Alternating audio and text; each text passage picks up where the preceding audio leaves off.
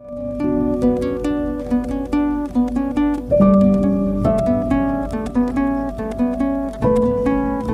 علیکم۔ Crime stories میں جو کہانی میں آپ کو سنا رہی ہوں اس کا عنوان ہے موئے تے وچھڑے کون میلے۔ اس کے مصنف ہیں انسپکٹر احمد یار خان اور یہ اس کا دوسرا اور آخری حصہ ہے۔ مجھے مقتولہ کی سہیلیوں کی ضرورت تھی۔ ان کے نام مجھے مقتولہ کی ماں سے مل سکتے تھے لیکن اسے میں ابھی نہیں بلانا چاہتا تھا۔ غم کی وجہ سے وہ بیان دینے کے قابل نہیں تھی۔ میں نے مقتولہ کے بھائی کو بلایا۔ حالت اس کی بھی ٹھیک نہیں تھی لیکن مجھے اپنا کام کرنا تھا۔ نمبردار میرے ساتھ ہی تھا۔ میں نے اسے اور مقتولہ کے بھائی سے کہا کہ شیدی کی جو گہری سہیلیاں ہیں انہیں اسی وقت میرے پاس لے آئیں۔ نمبردار سے کہا کہ وہ ان لڑکیوں کے باپوں وغیرہ کو تسلی ضرور دے کہ ان سے کچھ پوچھنا ہے اور وہ ڈرے نہیں۔ اگر وہ اپنی لڑکیوں کے ساتھ آنا چاہیں تو آ سکتے ہیں۔ آدھے گھنٹے تک 3 لڑکیاں آ گئیں۔ وہ مقتولہ کے گھر تھیں۔ ان کے آنسو بہہ رہے تھے۔ لباس اور انداز سے وہ اچھے خاندانوں کی معلوم ہوتی تھیں۔ ایک کے ساتھ اس کا باپ اور 2 کے بھائی ساتھ آئے تھے۔ میں نے ان تینوں آدمیوں اور تینوں لڑکیوں کو اکٹھے اپنے سامنے بٹھا لیا۔ تم میں کوئی بھی مشتبہ نہیں، مجھ سے ڈرنا نہیں، مجھے تمہاری مدد کی ضرورت ہے۔ قاتل کو پکڑ کر اسے پھانسی کے تختے پر کھڑا کرنا ہے۔ گاؤں کی اتنی اچھی لڑکی ماری گئی ہے، وہ تمہاری سہیلی تھی۔ یہ بھی خیال رکھو کہ قاتل پکڑا نہ گیا تو کل کوئی اور لڑکی اس کے دھوکے میں آ کر ماری جائے گی۔ تم میں سے کوئی اس کے جال میں آ سکتی ہے۔ شیدی کے ساتھ دھوکا ہوا ہے۔ اس طرح کی اور کئی باتیں میں نے کیں جو میں نے ان کی گھبراہٹ دور کرنے کے لیے کیں اور انہیں تفتیش کے لیے تیار کیا۔ ایک لڑکی کو اپنے پاس بٹھائے رکھا اور باقی سب کو باہر بھیج دیا۔ میں نے اسے کہا کہ اس میں کوئی شک نہیں کہ شیدی اپنی مرضی سے گئی تھی، وہ زیور اور پیسے بھی لے گئی تھی۔ مجھے یہ معلوم کرنا ہے کہ وہ کسے چاہتی تھی۔ شیدی نے کبھی کسی ایسے آدمی کا ذکر نہیں کیا تھا جسے وہ چاہتی ہو۔ وہ کسی نہ کسی کو تو ضرور چاہتی تھی۔ لڑکیاں اپنی سہیلیوں کے ساتھ اپنی محبت اور اپنی پسند کا ذکر کیا کرتی ہیں۔ تم اس کی سہیلی تھی، تمہیں کچھ تو معلوم ہوگا۔ کیا وہ تمہارے ساتھ دل کی باتیں نہیں کیا کرتی تھی؟ دیکھو تم میری چھوٹی سی بہن ہو، مجھ سے ڈرو نہیں۔ ہاں جی، ہم ایک دوسرے کے ساتھ دل کی باتیں کیا کرتی تھیں لیکن اس نے یہ کبھی نہیں بتایا تھا کہ اس کی کسی سے محبت ہے۔ اس کی کہیں منگنی تو نہیں ہوئی تھی لیکن اسے یہ معلوم تھا کہ اس کی شادی کس کے ساتھ ہوگی۔ اسے وہ لڑکا اچھا نہیں لگتا تھا۔ اسے کس نے بتایا تھا کہ اس کی شادی اسی لڑکے کے ساتھ ہوگی؟ ماں نے۔ برادری کے حساب کتاب کے مطابق شیدی کے لیے یہی لڑکا تھا۔ امیروں کا بیٹا ہے، ایسا برا تو نہیں لیکن شیدی کو اچھا نہیں لگتا تھا۔ ایسا تو نہیں ہوا کہ شیدی نے کبھی اس لڑکے کو خود ہی یا کسی کی زبانی کہا ہو کہ وہ اسے اچھا نہیں لگتا؟ نہیں، اگر ایسی بات ہوئی ہوتی تو شیدی مجھے ضرور بتاتی۔ اس لڑکی کے ساتھ بہت سی باتیں ہوئیں۔ لڑکی کی جھجک دور ہوتی گئی جس سے مجھے سہولت ہو گئی۔ اب تو وہ ایسی باتیں بھی کرنے لگی جن کی مجھے ضرورت نہیں تھی۔ شیدی کی عادتوں اور فطرت کے متعلق باتیں ہونے لگیں تو اس کی اس سہیلی نے ایسا انکشاف کیا کہ میرا دماغ روشن ہونے لگا۔ گانا سننے کی بہت شوقین تھی۔ سریلی اور درد والی آواز پر وہ مرتی تھی۔ یہاں میں ایک بات واضح کرنا ضروری سمجھتا ہوں۔ یہ بات گانے سے تعلق رکھتی ہے۔ میں جس وقت کی بات کر رہا ہوں اس وقت گانا صحیح معنوں میں موسیقی ہوتا تھا۔ آج کل گانے اور موسیقی کا تعلق ٹوٹ گیا ہے۔ دیکھتے دیکھتے ڈسکو اور پاپ میوزک گلی گلی اور گاؤں گاؤں پہنچ گیا ہے۔ یہ دراصل میوزک نہیں، یعنی موسیقی نہیں، یہ شور شرابہ اور ہلہ گلا ہے۔ ہمارے وقتوں میں آواز کا سوز اور موسیقی مل کر جادو کا اثر پیدا کرتے تھے۔ جیسا کہ آپ کو سنا چکا ہوں کہ مزر کی آواز اور سر نے مجھے بھلا دیا تھا کہ میں تھانے دار ہوں۔ آج کی نسل تو تصور بھی نہیں کر سکتی کہ گاؤں میں ایک آدمی ہیر وارث شاہ یا سیف الملوک یا یوسف زلیخا کا منظوم قصہ گاتا تھا تو سننے والوں کو محسوس تک نہ ہوتا تھا کہ رات گزر گئی ہے۔ گانے والے ماہیہ گاتے تھے، سی حرفی گاتے تھے، یہ چیزیں گانے والے خاص آواز کے گویے ہوتے تھے، وہ سننے والوں کو مسحور کر لیتے تھے۔ قوالی کا بھی ایک مقام تھا، سننے والوں پر وجد طاری ہو جاتا تھا، بعض پر حال پڑ جاتا تھا۔ شیدی کی سہیلی نے مجھے بتایا کہ شیدی جب اس قسم کے گانے سنتی تھی تو اپنے آپ میں گم ہو جاتی تھی، قوالی اس پر وجد طاری کر دیتی اور وہ اپنے قابو سے باہر ہو جاتی تھی۔ اس گاؤں میں کوئی ایسا آدمی ہے جس کی آواز اسے اچھی لگتی تھی؟ ایک حافظ ہے، اس کی آواز تو ہر کسی کو اچھی لگتی ہے، وہ نعتیں ہیر اور سیف الملوک گاتا ہے، مسجد میں ہی رہتا ہے۔ کبھی کبھی شیدی ہم سب سہیلیوں کو گھر بلا کر حافظ کو بھی بلا لیا کرتی اور اس سے اپنی پسند کی چیزیں سنا کرتی تھی۔ بولتے بولتے اس لڑکی کی آواز بھرا گئی اور وہ سسکنے لگی۔ حافظ کا مطلب حافظ قرآن نہیں، حافظ اندھے کو کہتے ہیں۔ گانے والا صرف یہ حافظ ہی تھا؟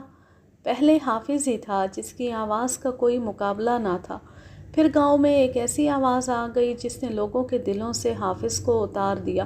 وہ شیدی کی ذات کا جوان لڑکا تھا۔ لڑکی نے مظہر کے گاؤں کا نام لے کر کہا، وہاں اس کی ایک خاندان کے ساتھ دشمنی تھی، اسے اس کے باپ نے یہاں اپنی خالہ کے پاس بھیج دیا تھا۔ اس کی آواز میں بڑا ہی درد تھا۔ وہ اب کہاں ہے؟ وہ اپنے گاؤں چلا گیا ہے، وہ 1 سال یہاں رہا تھا۔ میں اس لڑکی کو آہستہ آہستہ اپنی بات کی طرف لایا۔ میں آپ کو مطلب کی بات سنا دیتا ہوں۔ شیدی پر مظہر کی آواز ایسا اثر کرتی تھی کہ اسے یہ بھی خیال نہیں رہتا تھا کہ وہ کہاں بیٹھی ہے اور اس کے پاس کون بیٹھا ہے۔ لڑکی نے یقین کے ساتھ بتایا کہ مظہر اور شیدی کی آپس میں کبھی ملاقات نہیں ہوئی تھی۔ مظہر شیدی کے بھائی سے ملتا ملاتا اور ان کے گھر بھی جاتا تھا، لیکن شیدی اسے الگ تھلگ کبھی نہیں ملی تھی۔ شیدی نے اپنی اس سہیلی کے ساتھ کبھی ایسی بات نہیں کی تھی کہ مظہر اس کے دل میں اتر گیا ہے یا وہ مظہر کو دل دے بیٹھی ہے۔ 2-3 بار اس نے کہا تھا کہ میں دعا کیا کرتی ہوں کہ مجھے ایسا خاوند ملے جس کی آواز سریلی ہو۔ ایک بار ہماری ایک سہیلی نے اسے کہا کہ ماں سے کہو کہ وہ تمہاری شادی مظہر کے ساتھ کر دے۔ سہیلی نے یہ بات مذاق میں کہی تھی، لیکن شیدی نے آہ بھر کر کہا تھا کہ میری قسمت اتنی تیز نہیں، بس اس سے زیادہ کبھی کوئی بات نہیں ہوئی۔ میں نے تو مظہر کو ذہن سے نکال دیا تھا، لیکن اس لڑکی نے اس خوبصورت جوان کو جس کی آواز کے سوز پر شیدی اپنے آپ کو بھول جاتی تھی، پھر میرے ذہن میں ڈال دیا۔ میں نے اس لڑکی پر جرح شروع کر دی۔ میں جس قدر گہرائی میں جا سکتا تھا گیا۔ لڑکی سمجھ گئی تھی کہ مجھے مظہر پر شک ہے۔ اس نے ایک بار پھر کہا کہ شیدی مظہر سے کبھی نہیں ملی تھی، نہ اس نے کبھی ذکر کیا تھا کہ وہ مظہر کو چاہتی ہے۔ میں نے اسے باہر بھیج کر دوسری لڑکی کو بلایا۔ یہ کچھ شرمیلی تھی، اس نے بھی تقریباً وہی باتیں بتائیں جو پہلی لڑکی بتا چکی تھی۔ اس نے یہ بھی کہا کہ شیدی سوز والی آواز پر مرتی تھی۔ اس نے ہیر وارث شاہ کا زیادہ ذکر کیا۔ میرے پوچھے بغیر اس لڑکی نے کہا کہ شیدی کو ہیر وارث شاہ کے وہ بیت بہت پسند تھے جن میں آتا ہے، بھلا موئے تے وچھڑے کون میلے، کون جیدہ روگ۔ شیدی اکثر یہ گنگنایا کرتی تھی۔ اس نے یہ بند مظہر سے سنا ہوگا؟ جی، وہ یہ زیادہ گایا کرتا تھا۔ مجھے ایسے لگا جیسے میرے سینے میں بڑی زور کا دھماکہ ہوا۔ میں نے جب مظہر کے گاؤں میں گانا سنانے کو کہا تھا تو اس نے ہیر وارث شاہ کا یہی بند سنایا تھا۔ یہ مصرع جو اس لڑکی نے مجھے بتایا تھا اسی بند کا ہے۔ یہ کوئی ایسا ثبوت نہیں تھا کہ میں مظہر کو مجرم سمجھ بیٹھتا، لیکن یہ بڑا واضح اشارہ تھا کہ مقتولہ اور مظہر کے درمیان کوئی تعلق ضرور تھا۔ میں نے تیسری لڑکی کو بلایا۔ وہ ہوشیار اور کھل کر بات کرنے والی لڑکی تھی۔ اس نے جو بیان دیا وہ پہلی دونوں لڑکیوں کی تائید کرتا تھا۔ اس نے بتایا کہ شیدی کی دوستی اس کے ساتھ دوسری دونوں لڑکیوں کی نسبت گہری تھی اور اس کے ساتھ تو وہ اپنے دل کی ہر بات کیا کرتی تھی۔ شیدی نے یہ کبھی نہیں کہا تھا کہ اس کے دل میں مظہر کی محبت ہے، لیکن میں کہتی ہوں کہ مظہر شیدی کے دل پر بڑا سخت اثر کر گیا تھا۔ اس کی آواز پر وہ عاشق تھی، ویسے بھی وہ خوبصورت آدمی ہے۔ میں نے شیدی سے ایک بار ہنسی ہنسی میں کہا تھا کہ اس کے دل پر مظہر کا قبضہ ہو گیا ہے، تو اس نے اداس ہو کر کہا کہ جس چیز تک ہاتھ ہی نہ پہنچ سکے اس کی خواہش کیا کرنی۔ مظہر کیسا آدمی ہے؟ اس کا اخلاق کیسا ہے؟ اچھے اخلاق کا لڑکا ہے۔ وہ یہاں آیا تو گاؤں کے بہت سے لوگ اس کے دوست بن گئے تھے۔ وہ رات کو اسے باہر بٹھا لیتے اور گانا سنتے تھے۔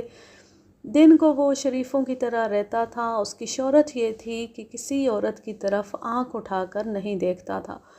اس لڑکی نے یقین سے تو کچھ نہ کہا، لیکن میرا شک پکا کر دیا۔ رات کا آخری پہر تھا۔ مقتولہ کے گھر سے عورتوں کے رونے کی آوازیں آ رہی تھیں۔ گاؤں کے لوگ جاگ رہے تھے۔ میں نے گاؤں کے نمبردار کو بلایا، اس سے رپورٹ لے کر ذیلدار کو بلایا، اس سے بھی بہت سی باتیں پوچھیں۔ گاؤں میں میرے 2 مخبر تھے، انہیں بلا کر پوچھا۔ ان سب نے کہا کہ مظہر اخلاقی لحاظ سے ٹھیک تھا، شوخ اور زندہ دل ضرور تھا، لیکن کوئی شرارت یا بدمعاشی نہیں کرتا تھا۔ شیدی کے متعلق بھی ان کی رائے اچھی تھی۔ یہ سب نے کہا کہ شوخیاں کرنے والی لڑکی تھی، اس سے شک ہوتا تھا کہ اس کا چال چلن ٹھیک نہیں، لیکن وہ پاک صاف لڑکی تھی۔ رات گزر گئی۔ مجھے اب مقتولہ کی ماں کی ضرورت تھی۔ میں جانتا تھا کہ وہ کس ذہنی حالت میں ہوگی، لیکن میں تفتیش کو روک نہیں سکتا تھا۔ میں نے مقتولہ کے باپ کو بلا کر ہمدردی کی کچھ باتیں کی اور اسے کہا کہ اپنی بیوی اور اپنی بہو کو میرے پاس بھیج دے۔ میں نے اسے یہ بھی کہا کہ ہم نے وقت ضائع کیا تو قاتل ہمارے جال سے نکل کر دور چلا جائے گا۔ وہ میری بات سمجھ گیا اور اپنی بیوی اور اپنے بڑے بیٹے کی بیوی کو ساتھ لے آیا۔ میں نے مقتولہ کی ماں کو اپنے پاس بٹھایا اور اس کے ساتھ افسوس اور ہمدردی کا اظہار کیا۔ پھر اسے کہا کہ میں قاتل کو پکڑ کر پھانسی دلانا چاہتا ہوں، اس لیے وہ اپنے آپ کو ذرا سنبھالے اور میں جو پوچھوں وہ صحیح بتا دے۔ مجھے توقع تھی کہ وہ بھڑکی ہوئی ہے، اس لیے صاف بتا دے گی۔ میں نے اس سے پہلا سوال یہ کیا کہ اسے کس پر شک ہے۔ اس نے میری توقع کے خلاف مجھے کوری سلیٹ دکھا دی۔ میں نے پوچھا کہ وہ کون ہے جسے وہ اتنا زیادہ چاہتی تھی کہ اس نے خاندان کی عزت کا بھی خیال نہ کیا۔ ماں نے یہ جواب دے کر مجھے مایوس کر دیا کہ اس کے دل میں ایسا کوئی آدمی نہیں تھا، اگر کوئی تھا تو اسے معلوم نہیں۔ کیا شیدی نے تمہیں کبھی کہا تھا کہ وہ لڑکا اسے اچھا نہیں لگتا جس کے ساتھ تم لوگ اس کی شادی کرنا چاہتے ہو؟ ہاں، یہ اس نے کہا تھا۔ اتنا اچھا لڑکا اسے پسند نہیں تھا۔ ذرا دماغ پر زور دو۔ دوسرے گاؤں کا ایک جوان لڑکا مظہر پورا 1 سال یہاں رہ کر گیا ہے۔ کیا شیدی مظہر کے یہاں آنے سے پہلے بھی کہتی تھی کہ اسے وہ لڑکا پسند نہیں؟ میرا خیال ہے کہ مظہر کے آنے کے بعد تمہاری بیٹی نے کہنا شروع کیا تھا۔ اس نے ماتھا سکیڑ کر ذہن پر زور دیا، پھر میری طرف دیکھا اور کچھ دیر دیکھتی رہی جیسے وہ میرے سوال پر حیران ہو رہی ہو۔ آپ کا خیال ٹھیک ہے، لیکن میں نے مظہر اور اس کے درمیان شک والی کوئی بات کبھی دیکھی نہیں۔ جب تمہیں پتہ چلا تھا کہ تمہاری بیٹی گھر سے نکل گئی ہے تو تم نے کچھ تو سوچا ہوگا کہ وہ کس کے ساتھ گئی ہے۔ کیا تمہارے ذہن میں مظہر کا خیال آیا تھا؟ نہیں، مظہر پر ذرا سا بھی شک نہیں ہوا تھا۔ آپ مظہر کا نام بار بار کیوں لیتے ہیں؟ کیا آپ کو اس کے خلاف شک ہے؟ کوئی پکا شک نہیں، میں تو اندھیرے میں ہاتھ مار رہا ہوں۔ تم مجھے راستہ دکھاتی چلو، میں قاتل تک پہنچ جاؤں گا۔ ایک بات بتاؤ، کیا مظہر کی خالہ نے کبھی تمہیں کہا تھا کہ شیدی کا رشتہ مظہر کو دے دو؟ ایک بار بات ہوئی تھی، اس کی خالہ نے کہا تھا کہ مظہر اور شیدی کتنا پیارا جوڑا ہے، لیکن مظہر کی منگنی ہو چکی ہے۔ میں نے کہا تھا کہ ادھر میں نے شیدی کی زبان دے رکھی ہے۔ ایک روز پھر مظہر کی خالہ نے کہا کہ مظہر کا دل وہاں سے اکھڑ گیا ہے جہاں اس کی منگنی ہو چکی ہے۔ اس کے بعد ایسی بات کبھی نہیں ہوئی۔ شیدی مظہر کی خالہ کے گھر جاتی تھی۔ لڑکے کی خالہ بڑی اچھی عورت ہے، شیدی کے ساتھ تو اسے بہت پیار تھا۔ میں نے یہ معلوم کرنے کے لیے کہ مظہر اور شیدی ملتے ملاتے ہوں گے شیدی کی ماں کو بہت کریدا، لیکن میرا مطلب پورا نہ ہوا۔ میں نے شیدی کی ماں کو بھیج کر مظہر کی خالہ کو بلایا۔ وہ بھی رو رہی تھی۔ میں نے اسے کہا کہ وہ کوئی بات چھپانے کی کوشش نہ کرے۔ شیدی کی ماں مجھے بہت سی باتیں بتا گئی ہے۔ اس نے یہ بھی کہا ہے کہ مظہر اور شیدی ایک دوسرے پر جان چھڑکتے تھے۔ میں نے جھوٹ بولا اور شادی کرنا چاہتے تھے، اور تم مظہر کے لیے شیدی کا رشتہ لینا چاہتی تھی۔ بڑا افسوس ہے، وہ تو میری منہ بولی بہن بنی ہوئی ہے اور اتنا جھوٹ بول گئی ہے۔ میرے بھانجے نے کبھی شیدی کا نام نہیں لیا تھا۔ اگر نام لیتا تو کیا یہ جرم ہوتا؟ کیا شیدی کا چال چلن خراب تھا؟ نہ جی، بیچاری کی میت ابھی سامنے پڑی ہوئی ہے اور میں اسے بدنام کرنا شروع کر دوں۔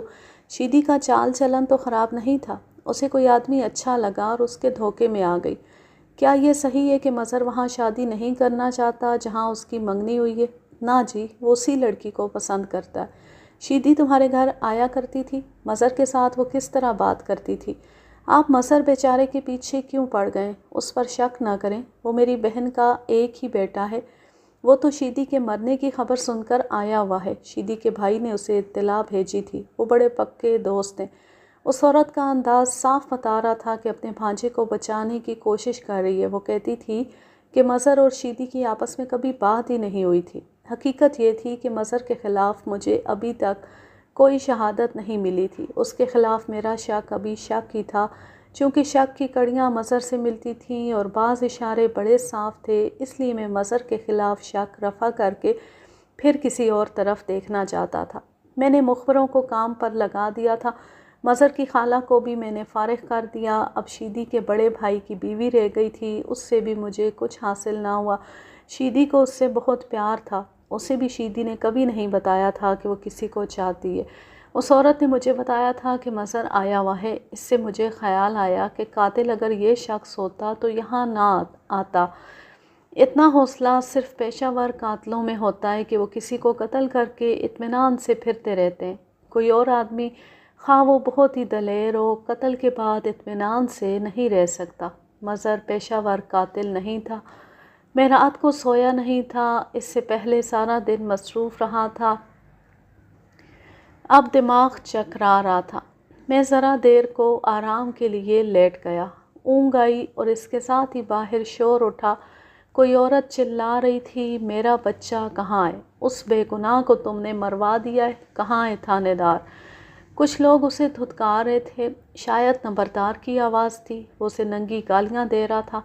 میں اٹھا اور باہر نکل گیا۔ غریب سی ایک عورت کو نمبردار اور میرے کانسٹیبل دھکے دے رہے تھے اور عورت روتی اور چلاتی تھی، میرے بچے کا کیا قصور ہے؟ اسے آنے دو، میں نے گرج کر کہا۔ انہوں نے عورت کو چھوڑا تو عورت نے میری طرف دیکھا، وہ آہستہ آہستہ میری طرف آئی۔ وہ مزدوری کرنے والی عورت لگتی تھی۔ میرے قریب آ کر وہ میرے پاؤں پر گر پڑی۔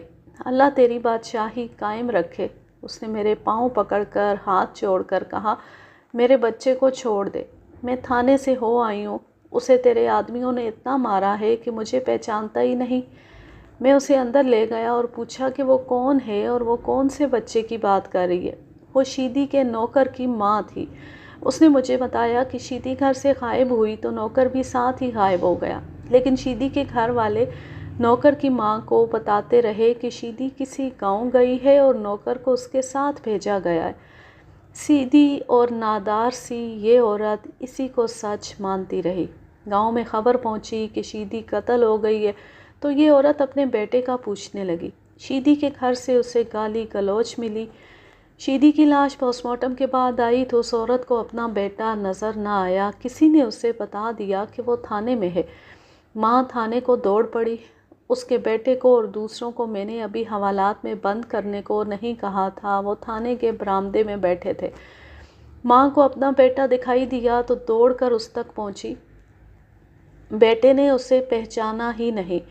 اسے میرے آدمیوں نے دھکے دے کر باہر نکالا، لیکن وہ روتی چیختی اور اپنے بیٹے کی طرف دوڑتی تھی۔ کسی نے اسے کہا کہ اس کے بیٹے کو مارا پیٹا گیا ہے جس سے اس کا دماغ بگڑ گیا ہے۔ مجھے بعد میں پتہ چلا کہ یہ بات خوجے نے اسے کہی تھی۔ اسے ٹالنے کے لیے کہا گیا کہ تھانے دار اسی کے گاؤں میں ہے اور وہ گاؤں جا کر مجھے ملے۔ وہ وہاں سے میرے پاس آ گئی۔ وہاں کہتے تھے کہ تیرا بیٹا پاگل ہو گیا ہے۔ وہ کیوں پاگل ہوا ہے؟ اسے کسی نے مارا پیٹا ہے؟ اس نے کیا گناہ کیا ہے؟ گناہ ان کے ہوتے ہیں اور سزا ہمیں ملتی ہے۔ میں نے اسے بتایا کہ اس کے بیٹے نے کوئی گناہ نہیں کیا۔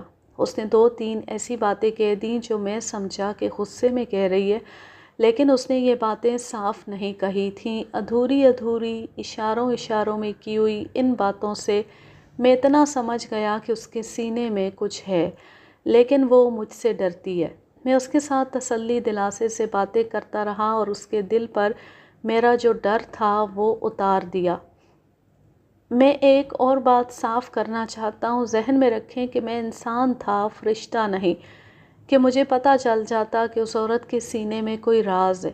اس عورت پر توجہ مرکوز کرنے کی وجہ یہ تھی کہ یہ عورت اس کلاس سے تعلق رکھتی تھی جو شیدی کے خاندان جیسے خاندانوں کی پیدائشی نوکر اور غلام ہوتی ہے۔ اس کلاس کے بچوں کو پہلا سبق یہ ملتا ہے کہ وہ ان زمینداروں اور جاگیرداروں کی خدمت کے لیے اور ان کا ہر حکم خواہ وہ کتنا ہی گھٹیا ہو بجا لانے کے لیے اور ان کے گناہوں کی گٹھڑی اپنے سر پر اٹھانے کے لیے پیدا ہوئے ہیں۔ اس کلاس کو حویلیوں، چوباروں اور زرخیز کھیتیوں سے اتنی سی روٹی ملتی تھی جو انہیں صرف زندہ رکھتی ہے۔ ان کی عورتیں اپنے آقاؤں کی عورتوں کے پھینکے ہوئے کپڑے پہنتی ہیں۔ نوکری اور مشقت کرنے والی ان عورتوں کو عشق و محبت اور ناجائز تعلقات میں پیغام رسانی یعنی خفیہ ملاقاتوں کے لیے وقت اور جگہ ایک دوسرے کو بتانے کے لیے استعمال کیا جاتا ہے۔ اس کا انہیں نقد انعام ملتا ہے۔ انعام نہ بھی ملے تو ان کا فرض ہے کہ حکم مانیں اور چپ رہیں۔ راز کو سینے میں دبائے رکھنے کے لیے ان کی منت سماجت نہیں کی جاتی۔ ان کے لیے یہ حکم آرڈیننس کی حیثیت رکھتا ہے کہ راز کو راز رکھیں اور منہ بند رکھیں۔ اس کلاس کی عورتوں کو آقاؤں کی کلاس کے خاوند اپنی بیویوں کو اور بیویاں اپنے خاوندوں کو زہر دینے کے لیے استعمال کیا کرتی ہیں۔ انہیں جھوٹی گواہیوں کے لیے عدالتوں میں لے جایا جاتا ہے، ان سے لاشیں غائب کرائی جاتی ہیں۔ یہ کلاس صرف دیہات میں نہیں ہوتی، شہروں میں بھی پائی جاتی ہے اور اس کا استعمال یہی ہوتا ہے۔ اس کلاس کی ایک عورت میرے سامنے بیٹھی رو رہی تھی۔ وہ کچھ کہنا چاہتی تھی لیکن وہ ماں تھی۔ اس نے مجھے بتایا کہ وہ بیوہ ہے اور یہی ایک لڑکا اس کی کل اولاد ہے جو شیدی کے گھر نوکر تھا۔ یہ عورت بھی نوکرانی تھی لیکن کسی ایک گھر کی نہیں، اس خاندان کے کئی گھروں میں کام کرتی تھی اور رات جھگی سی قسم کے ایک مکان میں سو جاتی تھی۔ میں نے اسے بڑی اچھی طرح سمجھا دیا کہ وہ میرے ساتھ جو بات کرے گی اس کا کسی کو پتہ نہیں چلے گا۔ وہ پھر بھی ڈر رہی تھی۔ میں نے اسے کہا کہ وہ زبان بند رکھے گی تو اس کا بیٹا رگڑا جائے گا۔ یہ ایسی دلیل تھی جسے وہ فوراً سمجھ گئی۔ اس نے جب بات شروع کی تو مجھے مایوسی ہونے لگی کیونکہ اس نے اپنا تاریخ جغرافیہ بتانا شروع کر دیا تھا۔ میں نے اس کی بات کا رخ پھیرنے کے لیے سوال کرنے شروع کر دیے، پھر بھی اس کے منہ سے کام کی کوئی بات نہیں نکل رہی تھی۔ میں نے اتنا محسوس کر لیا کہ وہ جھوٹ نہیں بول رہی تھی اور وہ بہت ہی سیدھی عورت تھی۔ میں اس سے پوچھتا تھا کہ شیدی کے درپردہ تعلقات کس کے ساتھ ہیں۔ وہ اس سوال کا کوئی ٹھوس جواب نہیں دیتی تھی۔ اس نے یہ بتا دیا کہ وہ شیدی کے اعتماد کی نوکرانی تھی اور شیدی اسے بہت خوش رکھتی تھی۔ شیدی نے تمہیں کبھی کہا تھا کہ جاؤ فلاں آدمی کو میری طرف سے یہ بات کہہ دو؟ پہلے تو وہ میرے منہ کی طرف دیکھتی رہی، پھر اس نے سر جھکا لیا۔ جب سر اٹھایا تو اس نے اپنے ہاتھ ذرا سے گھما کر اور سر ہلا کر کہا، کہتی ہوگی، مجھے کیا پتا، مجھے اپنا بیٹا چاہیے، وہ بے گناہ ہے۔ مجھے غصہ آ گیا۔ غصہ اس بات پر آیا تھا کہ بیکار وقت ضائع کیا، یہ تو بدبخت ذہنی لحاظ سے بہت کمزور ہے۔ میں نے غصہ اس پر جھاڑ دیا اور میرے منہ سے نکل گیا، بیٹے کو پھانسی چڑھنے دو، پھر اس کی لاش لے آنا۔ وہ تڑپنے لگی اور میرے پاؤں میں بیٹھ گئی۔ میں نے اسے کہا کہ صاف کہہ دو کہ تجھے کچھ بھی معلوم نہیں، یا جو کچھ تمہیں معلوم ہے بتا دو، پھر اپنا بیٹا مجھ سے لے لینا۔ اس نے سب سے پہلے مظہر کا نام لیا۔ شیدی اس عورت کی زبانی اسے پیغام بھیجتی تھی کہ فلاں جگہ آ جاؤ۔ ان کی اس قسم کی ملاقاتیں بہت کم ہوتی تھیں۔ زیادہ تر ملاقاتیں یوں ہوتی تھیں کہ مظہر کی خالہ کسی دوسرے گھر گپ شپ لگانے چلی جاتی اور خالو اپنے کام سے نکل جاتا۔ شیدی نوکرانی کو مظہر کی خالہ کے گھر یہ دیکھنے کے لیے بھیجتی تھی کہ مظہر گھر میں اکیلا ہے یا کوئی اور بھی ہے۔ ایک سال میں ان کی 2 ملاقاتیں اتنی دلیرانہ تھیں کہ پکڑے جاتے تو دونوں قتل ہو جاتے۔ یہ ملاقاتیں شیدی کے چوبارے پر ہوئی تھیں۔ اوپر جانے کے 2 راستے تھے، ایک پیچھے تھا جو عام طور پر استعمال نہیں ہوتا تھا۔ شیدی نے نوکرانی کی زبانی پیغام بھیجا تھا کہ رات کو ادھر کے دروازے کی زنجیر کھلی ہوگی۔ مظہر 1 سال بعد اپنے گاؤں چلا گیا تو نوکرانی نے شیدی کو اکیلے بیٹھے روتے دیکھا۔ 10-12 دنوں بعد مظہر پھر آیا اور 3-4 روز اپنی خالہ کے گھر رہا۔ نوکرانی شیدی کے کہنے پر مظہر سے ملی اور ان کی ملاقات ہوئی۔ اس کے بعد شیدی کے لاپتہ ہونے تک 3 مہینے گزر گئے۔ اس عرصے میں مظہر 3 بار شیدی کے گاؤں آیا۔ آخری بار وہ آیا اور چلا گیا اور نوکرانی کو شیدی کے گھر والوں نے بتایا کہ شیدی اس کے بیٹے کو ساتھ لے کر فلاں گاؤں اپنے رشتہ داروں کے ہاں گئی ہے۔ نوکرانی کو معلوم نہیں تھا کہ انہوں نے بھاگ جانے کا پروگرام کس طرح طے کیا تھا۔ اسے یہ بھی یقین نہیں تھا کہ شیدی مظہر کے ساتھ ہی گئی تھی۔ نوکرانی نے میری پوچھ گچھ میں یہ بھی بتایا کہ اسے پکا شک ہے کہ مظہر کی خالہ کو ان کی ملاقاتوں کا علم تھا۔ اس نے بتایا کہ ایک روز شیدی گھر پر نہیں تھی، ان کے مہمان آ گئے۔ شیدی کی ماں نے نوکر سے کہا کہ شیدی جہاں کہیں بھی ہے اسے بلا لائے۔ نوکر باہر نکلا تو اسے اپنی ماں مل گئی۔ ماں شیدی کے گھر ہر وقت نہیں رہتی تھی، وہ تو ہر کسی کا کام کرتی تھی۔ اس کے بیٹے نے اسے کہا کہ گھر میں مہمان آ گئے ہیں اور شیدی کو بلاتے ہیں۔ ماں کو معلوم تھا کہ شیدی کہاں ہوگی۔ وہ مظہر کی خالہ کے گھر گئی۔ خالہ گھر تھی، شیدی بھی نہیں تھی، مظہر بھی نہیں تھا۔ نوکرانی نے خالہ سے شیدی کے متعلق پوچھا اور بتایا کہ اس کے گھر مہمان آئے ہیں۔ خالہ نے اسے بتایا کہ شیدی یہاں نہیں آئی۔ خالہ نے یہ بھی کہا کہ جا، وہ آ جائے گی۔ نوکرانی شیدی کو کسی اور گھر دیکھنے کو چل پڑی۔ اس نے ویسے ہی پیچھے دیکھا، شیدی مظہر کی خالہ کے گھر سے نکل رہی تھی۔ نوکرانی واپس آئی تو اندر سے مظہر نکلا۔ شیدی رک گئی۔ اس نے نوکرانی کو ساتھ لیا اور اسے کہا کہ گھر یہ نہ بتانا کہ میں یہاں تھی، تم کہیں اور چلی جاؤ، میں ظاہر کروں گی کہ میں خود ہی آ گئی ہوں۔ نوکرانی کو ایک آنا انعام ملا تھا جو اس زمانے میں بڑی رقم سمجھی جاتی تھی۔ اب نوکرانی مجھ سے انعام مانگ رہی تھی، وہ روتی تھی، میرے آگے ہاتھ جوڑتی تھی۔ مجھے ابھی معلوم نہیں ہو سکا کہ اس واردات میں اس کے بیٹے کا کیا رول تھا۔ وہ کہتی تھی کہ اسے کچھ بھی معلوم نہیں تھا، وہ تو بدھو تھا۔ شیدی کے باپ اور بھائی نے اور جس کسی سے میں نے نوکر کے متعلق پوچھا اسے بہت سیدھا، دیانتدار اور بدھو کہا۔ پھر اسے ہوا کیا؟ وہ بولتا تو ہے مگر اپنا نام کیوں نہیں بتاتا؟ مجھے ایک خیال آیا، شیدی کو اس کے سامنے قتل کیا گیا ہوگا۔ اس منظر کو وہ برداشت نہ کر سکا اور اس کا دماغ صدمے سے بیکار ہو گیا، مگر جائے واردات پر یا راستے میں کہیں بھی اس کا کھرا نہیں ملتا تھا۔ بہرحال یہ نوکر میرے لیے معمہ تھا۔ میں نے نوکرانی کو بہت تسلیاں دیں، وعدے کیے کہ اسے اپنا بیٹا بالکل صحیح حالت میں مل جائے گا۔ ماں ڈرتی تھی کہ بڑے لوگوں کی عشق بازیوں اور کرتوتوں میں اس کا بیٹا بے گناہ مارا جائے گا۔ وہ ٹھیک کہتی تھی، لیکن شیدی اور مظہر کی عشق بازی گناہ سے پاک تھی، اس کا میرے پاس پکا ثبوت تھا، اور یہ ثبوت پوسٹ مارٹم کرنے والے ڈاکٹر نے دیا تھا۔ نوکرانی کے ساتھ خاصا وقت لگ گیا۔ مقتولہ کا جنازہ جا چکا تھا۔ میں نیند اور آرام کو بھول گیا اور مظہر کی خالہ کو بلا لیا۔ اس نے میرے آگے جھوٹ بولے تھے، پہلے کی طرح اب بھی اس کے چہرے پر گھبراہٹ تھی، لیکن میں نے اس کی گھبراہٹ دور کرنے کی کوشش نہ کی۔ آتے ہی میں نے اسے کہا، اب جھوٹ بولو اور دیکھو تم کس طرح حوالات میں پہنچتی ہو۔ وہ بہت اچھی شکل و صورت والی عورت تھی، رنگ گورا تھا جو زرد ہو گیا اور اس کی آنکھیں ٹھہر گئیں۔ وہ اونچے خاندان کی معزز عورت تھی، بے عزتی برداشت نہیں کر سکتی تھی۔ میں اس کی اسی کمزوری کو استعمال کر رہا تھا۔ تمہاری عزت اس میں ہے کہ سچ بولو۔ اب بھی پردہ ڈالو گی تو سارے گاؤں کے سامنے تمہاری عزت سے پردہ اٹھ جائے گا۔ تمہیں معلوم ہے کہ شیدی مظہر کے ساتھ گئی تھی؟ نہیں، اللہ کی قسم مجھے یہ معلوم نہیں۔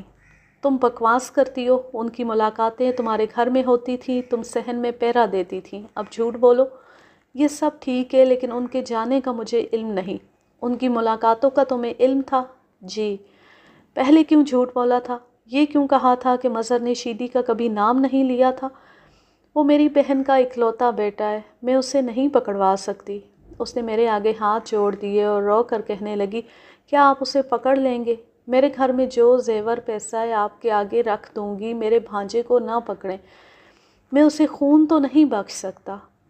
میں تمہیں اپنی سگی بہن کہتا ہوں، میں بھی تمہاری طرح عزت والے خاندان کا آدمی ہوں۔ عزت والے مرد اپنی بہنوں کو بے عزت نہیں ہونے دیا کرتے، اور بھائی اپنی بہنوں کا زیور نہیں اتارا کرتے۔ مجھے بھائی سمجھ کر سچ سچ بتا دو، تمہارے بھانجے کو بچانا میرا کام رہا۔ اس نے اپنے سر پر رکھا ہوا میرا ہاتھ اپنے دونوں ہاتھوں میں لے لیا اور سر سے اتار کر اپنے ہونٹوں سے لگا لیا۔ یہ سوچ لو کہ بہن بھائی کا رشتہ نبھانا بڑا مشکل کام ہے۔ سچ مجھ سے سن لو، مظہر اور شیدی ایک دوسرے کے لیے پاگل ہو چکے تھے۔ وہ چوری چوری اکٹھے بیٹھتے تھے، لیکن میں اپنے سر پر قرآن رکھ کر کہتی ہوں کہ دونوں نے مجھے نہیں بتایا تھا کہ شیدی مظہر کے پیچھے گھر سے نکل جائے گی۔ بے وقوف کی بچی نے ذلیل حرکت یہ کی کہ گھر سے زیور اور پیسے بھی اٹھا کر لے گئی۔ مظہر کو زیور اور پیسے کیا کرنے تھے؟ اس کے گھر تو سونے چاندی کی ندی بہتی ہے۔ تمہیں اگر پہلے معلوم نہیں تھا تو پھر کس طرح پتہ چلا کہ شیدی مظہر کے ساتھ گئی ہے؟ مظہر میرے پاس آیا تھا۔ میں نے اسے دیکھتی کہا کہ کل رات سے شیدی کا پتہ نہیں چل رہا۔ اس نے کہا کہ شیدی اس کے گھر میں ہے۔ وہ مجھے یہی بتانے آیا تھا۔ اس عورت نے جو کہانی سنائی اور میں نے جو جرح اور چھان بین کی، اس سے یہ انکشاف ہوا کہ مظہر کی منگنی ہو چکی تھی، لیکن شیدی کے گاؤں میں آ کر شیدی اس کے دل میں اتر گئی۔ محبت کے اظہار میں پہل شیدی نے کی۔ وہ ایک دوسرے میں ایسے کھو گئے کہ دنیا کو اور حقیقی حالات کو بھول گئے۔ ان کا کمال یہ تھا کہ خالہ کے سوا کسی کو ان کی محبت کی بھنک تک نہ مل سکی۔ مظہر کی خالہ کی عمر 35 اور 40 سال کے درمیان ہو گئی تھی۔ اس کی اولاد نہیں ہوئی تھی۔ خدا نے بچے کے آثار بھی پیدا نہ ہونے دیے۔ مظہر اس کی بہن کا ایک ہی بچہ تھا۔ خالہ کو یہ بچہ بہت اچھا لگتا تھا۔ اپنے گاؤں جاتی تو بچے کو اپنے ساتھ چپکائے رکھتی۔ بچہ بڑا ہوا تو اسے سسرال میں بلا لیتی اور 2-4 دن اسے اپنے پاس رکھتی۔ وہ بچے کو مظہر نہیں مصری کہتی تھی۔ مظہر جوان ہوا تو خوش طبع اور مسحور کر دینے والا گویّا نکلا، لیکن اپنے دشمنوں کے لیے وہ مصیبت بن گیا۔ زبردست لٹھ باز اور دلیر تھا۔ اس کے ساتھ ہی اکلوتا ہونے کی وجہ سے شہزادہ بن گیا۔ اپنی بات منواتا اور اپنی کرتا تھا۔ اب اسے 1 سال کے لیے اپنا گاؤں چھوڑنا پڑا۔ دشمنوں نے اس کی نیک چلنی کی ضمانت کرا دی تھی۔ وہ خالہ کے پاس آ گیا۔ خالہ کو اس سے اور اسے خالہ سے بہت پیار تھا۔ شیدی کے ساتھ اس کا تعلق پیدا ہوا تو اس نے خالہ کو بتا دیا اور قسم کھا کر کہا کہ شیدی کے ساتھ اس کی محبت پاک ہے اور وہ شیدی کے ساتھ شادی کرے گا۔ خالہ نے اسے کہا کہ اس کی منگنی کون توڑے گا؟ ان لوگوں کو جواب ملا تو وہ پکے دشمن بن جائیں گے۔ مظہر پر جذبات کا جادو سوار تھا۔ شیدی کی حالت اس سے بھی بری تھی۔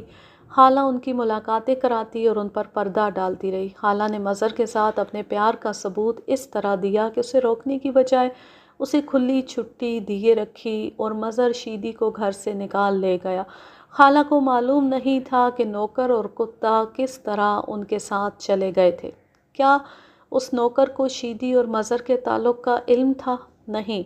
اسے پتہ چل جاتا تو وہ شیدی کے ماں باپ کو بتا دیتا۔ وہ بڑا پکا لڑکا ہے تو بدھو، لیکن اس سے کوئی غلط کام نہیں کرایا جا سکتا۔ اتنا غریب لڑکا ہے لیکن لالچ میں نہیں آتا۔ مظہر خالہ سے کہنے آیا تھا کہ شیدی اس کے پاس ہے اور اس نے اپنے ماں باپ کو بتا دیا۔ شیدی کو اس نے اپنے ایک نوکر کے مکان میں رکھا تھا۔ وہ بہت چھوٹا سا مکان تھا۔ مظہر کے ماں باپ اس کی اس حرکت سے پریشان ہو گئے تھے۔ مظہر نے شیدی کے خاندان کو دشمن بنا لیا تھا۔ ان کے لیے دوسری مشکل یہ پیدا ہو گئی تھی کہ مظہر کی منگنی ہو گئی تھی۔ خالہ نے اسے بتایا کہ اس معاملے میں وہ اس کی کوئی مدد نہیں کر سکتی۔ شیدی کے خاندان کے ساتھ اب اس کی بھی دشمنی پیدا ہو گئی تھی۔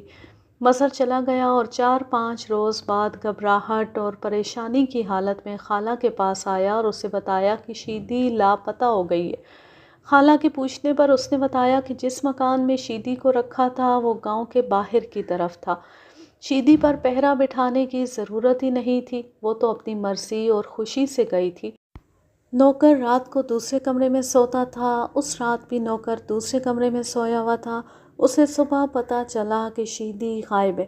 مظہر شیدی کے باپ اور بھائی سے ملا۔ اس وقت تو کسی کو شک ہی نہیں تھا۔ وہ ان سے پوچھ نہیں سکتا تھا کہ شیدی کہاں ہے۔ خالہ نے شیدی کے گھر جا کے دیکھا تو وہ اسے گھر میں بھی نظر نہ آئی۔ نوکر اور کتے کے متعلق اس نے نہیں بتایا کہ کہاں ہے؟ نہیں، نوکر کی طرف تو میرا خیال ہی نہیں گیا۔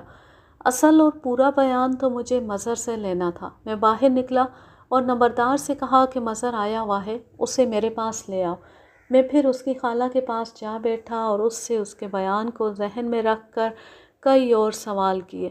اس نے کچھ اور باتیں بھی بتائیں، لیکن شیدی کے متعلق وہ یہی کہتی رہی کہ اسے معلوم نہیں، اور یہ بھی کہ مظہر شیدی کو قتل نہیں کر سکتا۔ خالہ نے پھر منت سماجت شروع کر دی کہ میں مظہر کو نہ پکڑوں۔ اگر مظہر نے قتل نہیں کیا تو میں اسے نہیں پکڑوں گا۔ اگر اس نے اپنی زبان سے کہہ دیا کہ شیدی اس کے ساتھ گھر سے نکلی تھی تو بھی میں اسے گرفتار نہیں کروں گا۔ اسے یہ کہہ کر بھیج دیا کہ وہ کسی کو نہ بتائے کہ اس نے مجھے کیا بیان دیا ہے۔ اس کے جانے کے بعد نمبردار نے مجھے بتایا کہ مظہر جنازہ پڑھ کر وہیں سے اپنے گاؤں کو واپس چلا گیا ہے۔ دن کا پچھلا پہر گزرنے کو تھا۔ میں نے نمبردار سے کہا کہ میرے لیے اور میرے عملے کے لیے جو میرے ساتھ تھا گھوڑوں کا بندوبست کرے۔ اس نے اس کی بجائے یکے کا بندوبست کر دیا جو گاؤں میں موجود تھا۔ میں فوراً مظہر کے گاؤں روانہ ہو گیا۔ گاؤں میں داخل ہوئے تو سورج غروب ہو گیا۔ میں مظہر کا گھر پوچھ کر سیدھا ان کے دروازے پر جا رکا۔ اندر سے مظہر اپنے باپ کے ساتھ باہر نکلا۔ ان کا چوبارہ بتا رہا تھا کہ وہ امیر زمیندار ہیں۔ انہوں نے مجھے اپنی بیٹھک میں بٹھایا۔ مظہر سے میں پہلے مل چکا تھا۔ اس کا باپ بھی بیٹھ گیا۔ میں نے اسے کہا کہ وہ باہر چلا جائے۔ وہ التجا کرنے لگا کہ اسے اپنے بیٹے کے ساتھ رہنے دیا جائے۔ دیکھیں بزرگوار، میں نے آپ کی عزت کا بہت خیال رکھا ہے اور یہاں آ گیا ہوں، ورنہ میں 2 کانسٹیبل بھیج کر آپ کے بیٹے کو ہتھکڑیاں لگا کر تھانے بلوا لیتا۔ آپ باہر چلے جائیں۔ وہ سر جھکا کر آہستہ آہستہ چلتا باہر نکل گیا۔ میں نے مظہر سے پوچھا کہ اس نے جھوٹ کیوں بولا تھا کہ شیدی کے ساتھ اس کا کوئی تعلق نہیں۔ اس نے اب بھی جھوٹ بولا۔ دیکھ لڑکے، میں پہلے یہاں آیا تھا تو تمہیں بلایا تھا۔ تم نے شاید سوچا نہیں کہ میں نے اتنے بڑے گاؤں میں صرف تم پر کیوں شک کیا ہے۔ مجھے کوئی اشارہ ملا تھا تو تمہیں بلایا تھا۔ اب پکی شہادت اور نشاندہی پر آیا ہوں اور تم ابھی تک جھوٹ بول رہے ہو۔ مجھے اس مکان میں لے چلو جہاں تم نے شیدی کو رکھا تھا اور جہاں سے تم کہتے ہو کہ وہ لاپتہ ہو گئی تھی۔ آپ کو کس نے بتایا کہ میں نے شیدی کو یہاں کہیں رکھا تھا؟ تم میرے سوالوں کا جواب دو، مجھ سے کچھ نہ پوچھو۔ میں تمہیں پہلے ہی بتا دیتا ہوں، تم مجھے پریشان کرو گے تو میں سب سے پہلے تمہارے گھر کی تلاشی لوں گا۔ سارا گاؤں تماشا دیکھے گا۔ ہم ہر ایک ٹرنک کھول کر اور خالی کر کے دیکھیں گے۔ اپنی عزت بچاؤ اور جو میں کہتا ہوں وہ کرو۔ مجھے اس مکان میں لے چلو جہاں تم نے شیدی کو رکھا تھا۔ وہ نوجوان تھا اور اسے اپنی امیری کا بھی گھمنڈ تھا۔ وہ میری بات پر نہیں آ رہا تھا۔ میں نے اس کے باپ کو بلا لیا۔ محترم صوبیدار صاحب، میں پوری کوشش کر رہا ہوں کہ سارے گاؤں کو آپ کا تماشا نہ دکھاؤں۔ اپنی عزت آپ کے اپنے ہاتھ میں ہے۔ اپنے شہزادے سے کہیں کہ مجھے چکر دینے کی بے وقوفی نہ کرے۔ آپ اس سے کیا پوچھ رہے ہیں؟ میں اسے کہہ رہا ہوں کہ اس نے راج نگر کی شیدی نام کی لڑکی کو جس مکان میں رکھا تھا مجھے وہاں لے چلے، لیکن یہ مجھے بے وقوف سمجھ رہا ہے۔ اسے کچھ سمجھائیں ورنہ اس کے گھر کی تلاشی ہوگی۔ لڑکی کا زیور اور رقم یہاں ہے، میں وہ برآمد کروں گا۔ پھر میں آپ کے بیٹے کو ہتھکڑیاں لگا کر تھانے لے جاؤں گا۔ اس نے ایک لڑکی کو قتل کیا ہے۔ عزت دار باپ کا جو حال ہوا وہ میں بیان نہیں کر سکتا۔ وہ پلنگ پر اس طرح بیٹھ گیا جیسے گر پڑا ہو۔ اس کی آنکھیں سرخ ہو گئیں۔ وہ آنسوؤں کو روک رہا تھا۔ مجھے مظہر کی خالہ بتا چکی تھی کہ اس شخص کو اپنے بیٹے کی اس حرکت نے بہت پریشان کیا تھا اور وہ اس کی منگنی نہیں توڑنا چاہتا تھا۔ یہی وجہ تھی کہ میں اس شخص کی عزت قائم رکھنا چاہتا تھا۔ میں نے اسے پہلے تو روب دیا تھا، پھر اسے تسلی دی اور اس کی حوصلہ افزائی کی۔ اس لڑکے نے مجھے ذلیل کر دیا ہے۔ اگر لڑکی قتل نہ ہوتی تو اتنا طوفان نہ بنتا۔ پھر بھی میرے لیے یہ ذلت کی بات تھی کہ یہ ایک معزز خاندان کی لڑکی کو نکال لایا۔ لڑکی یا شاید ان دونوں نے میری اور زیادہ بے عزتی اس طرح کی کہ لڑکی اپنے ساتھ زیور اور کچھ پیسے بھی لے آئی۔ میں نے دونوں چیزیں اپنے قبضے میں رکھی ہوئی ہیں، وہ میں آپ کے حوالے کر دیتا ہوں۔ وہ اٹھا۔ مال برآمد کرنے کے لیے پولیس کا خاص طریقہ اور ضابطہ ہے۔ گاؤں کے 2 گواہوں کے سامنے آپ اور آپ کا بیٹا کہیں گے کہ مال ہم نے یہاں رکھا ہوا ہے، پھر آپ وہ اشیاء وہاں سے اٹھا کر میرے حوالے کریں گے۔ آپ کے بیان لکھے جائیں گے، ان پر گواہ دستخط کریں گے۔ وہ ریٹائرڈ صوبیدار اور خاصا بڑا زمیندار تھا۔ انگریزوں کے وقتوں کے صوبیدار نوابوں اور مہاراجوں جیسی حیثیت رکھتے تھے۔ میں برآمدگی کے اصل طریقے کو نظر انداز بھی کر سکتا تھا، لیکن میں ان لوگوں کو اپنے پاؤں کے نیچے بیٹھنے پر مجبور کرنا چاہتا تھا تاکہ یہ مجھے لڑکی کے قتل کا راز بھی دے دیں۔ بڑا اچھا اثر ہوا۔ باپ نے جو آنسو روکے ہوئے تھے وہ نکل آئے۔ بیٹے نے باپ کے آنسو دیکھے تو وہ بول پڑا۔ مجھے خیال آیا کہ ماں باپ اپنے بچوں کو پیار اور شفقت سے پالتے ہیں اور اپنا آپ ان پر قربان کر دیتے ہیں، لیکن بچے بڑے ہو کر ماں باپ کو ذلت اور رسوائی میں پھینک دیتے۔ آپ سرکاری طریقہ ابھی رہنے دیں، میں آپ کو سارا وقوعہ سنا دیتا ہوں، لیکن ایک بات میں پہلے کہہ دیتا ہوں، لڑکی کو میں نے قتل نہیں کیا۔ میں آپ کو اس مکان میں لے چلتا ہوں جہاں میں نے لڑکی کو رکھا تھا۔ میں نے اس کے باپ کو باہر بھیج دیا۔ مظہر نے وہی بیان دیا جو اس کی خالہ دے چکی تھی۔ اس نے شیدی کے ساتھ ملاقاتیں اسی طرح سنائی جس طرح اس کی خالہ نے سنائی تھی۔ نوکر کی ماں کو انہوں نے جس طرح استعمال کیا وہ بھی اس نے ویسے ہی سنایا جس طرح یہ عورت خود مجھے بتا چکی تھی۔ اس نے 2-4 ایسی باتیں بھی سنائی جو اس کی خالہ کو معلوم نہیں تھی۔ اس نے خالہ کو بتائے بغیر لڑکی کو گھر سے نکالا تھا۔ اب اس نے وہ وقوعہ سنایا جو کسی کو بھی معلوم نہیں تھا۔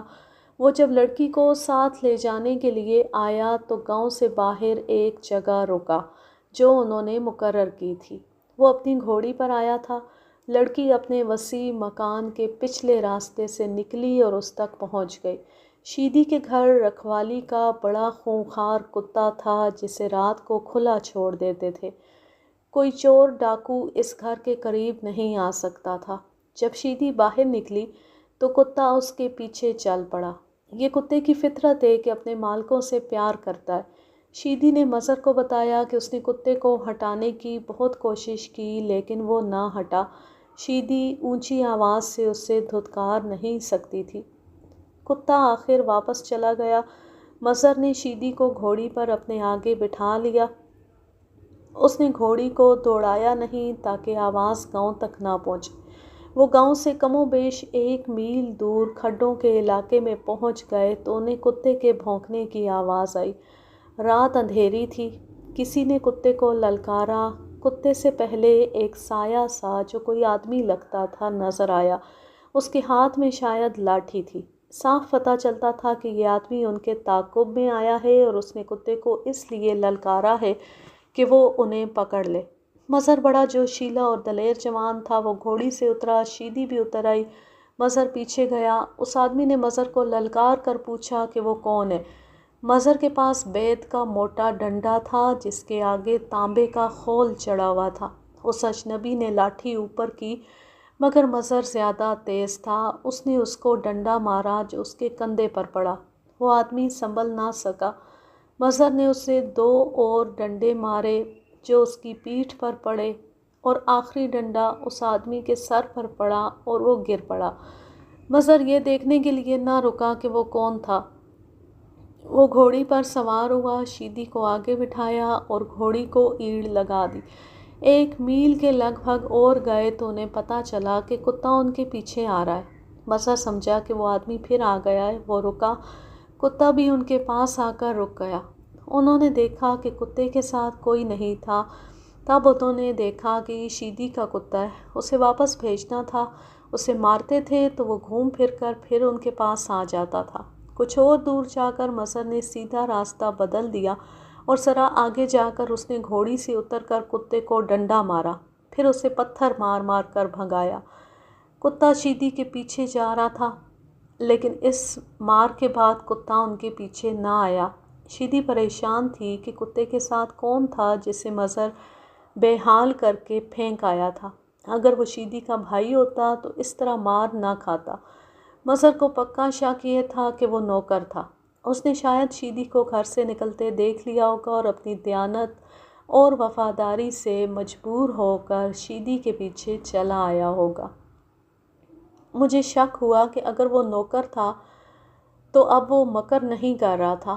اس کے سر پر بڑی زور سے ڈنڈا لگا تھا۔ اس سے اس کی یادداشت ختم ہو گئی تھی۔ وہ اب تھانے میں تھا۔ اسے ڈاکٹر کے پاس بھیجنا تھا۔ مظہر شیدی کے ساتھ اپنے گاؤں پہنچ گیا اور شیدی کو ایک نوکر کے مکان میں لے گیا۔ یہ جھگی نما مکان تھا۔ اسے مظہر نے اچھی طرح صاف کرا دیا تھا، بڑا اچھا پلنگ رکھوا دیا تھا۔ اسے ایسا ڈر تو نہیں تھا کہ شیدی بھاگ جائے گی، اس لیے پہرے کا کوئی انتظام نہ کیا۔ صرف ایک نوکر کو وہاں رہنے دیا جس کا کام شیدی کی خدمت کرنا تھا۔ اس نے صبح اپنے ماں باپ کو بتایا کہ وہ فلاں شخص کی بیٹی کو لے آیا ہے اور اس کے ساتھ شادی کرے گا۔ ماں باپ پر جیسے سکتہ طاری ہو گیا۔ مظہر نے انہیں بتایا کہ اس کی منگنی توڑ دی جائے۔ ماں باپ نے اسے سمجھایا کہ منگنی توڑنے کا نتیجہ کیا ہوگا، اور یہ بھی بتایا کہ شیدی کے خاندان کے ساتھ جو دشمنی پیدا ہو گئی ہے اس کے نتیجے میں تو خون خرابے ہوں گے۔ مظہر نے انہیں کہا کہ وہ شیدی کے خاندان کے ساتھ دشمنی نہیں رہنے دے گا، وہ شیدی کے بھائی اور اس کے باپ کے پاؤں پکڑ کر معافی مانگے گا اور انہیں کہے گا کہ شیدی میرے پاس ہے، اس کی شادی میرے ساتھ کر دو۔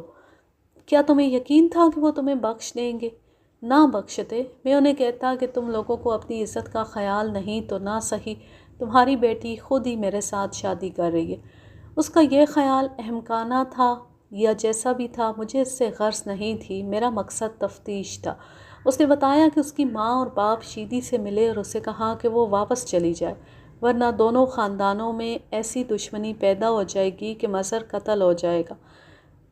شیدی نے انہیں کہا کہ دشمنی تو شروع ہو ہی گئی ہے، اب اگر وہ واپس چلی جائے گی تو اس کے گھر والے کبھی نہیں مانیں گے کہ وہ پاک صاف واپس آئی ہے۔ وہ ٹھیک کہتی تھی، صرف کسی کے ساتھ گھر سے نکل جانا ہی بہت بڑا جرم تھا۔